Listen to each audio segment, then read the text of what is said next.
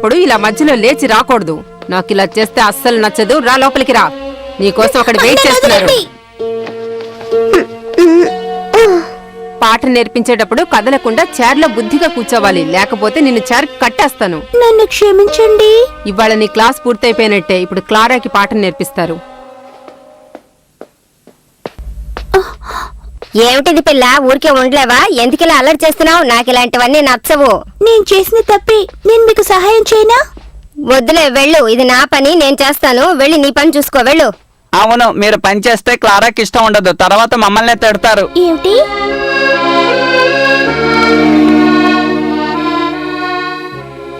చెట్ల శబ్దం విన్నానని చెప్పావు కదా, ఆ చెట్ల శబ్దం కోచస్ నగరంలా ఉందా? ఇక్కడ అన్నీ చాలా విచిత్రంగా ఉన్నాయి. మీ ఇంటి చుట్టూ చెట్లుండేవా ఏంటి? అవును, మా ఇంటి చుట్టూ చాలా చెట్లుంటాయి. నిజంగానా? ఏమిటా శబ్దం?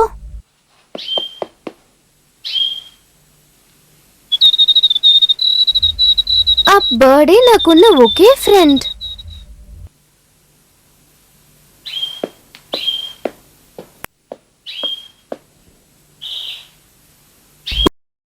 పిచ్చిని ఇలా పెట్టలేదు.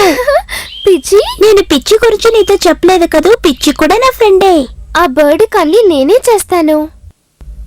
పిచ్చి తన ఫ్రెండ్స్ తో కలిసి మాతో కొండ ప్రాంతాలకొచ్చింది. నువ్వు కొండల గురించి చెప్తుంటే నాకు చాలా సంతోషంగా ఉంది. తో కలిసి కొండ ప్రదేశాలకు వెళతాను.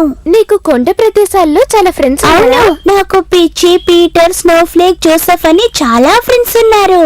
ఏంటి? అవును, చాలా క్లోజ్ ఫ్రెండ్స్. హైడీ, ఆ కబోర్డ్ ఓపెన్ చేయవా?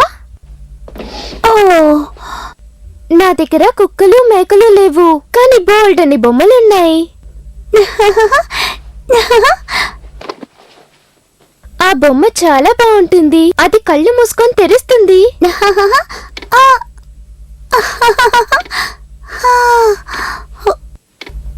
ఇది ప్రాణాలతో ఉన్నట్టుగానే ఉంది. ఆ వార్డ్రోబ్ కాస్త ఓపెన్ చేస్తావా?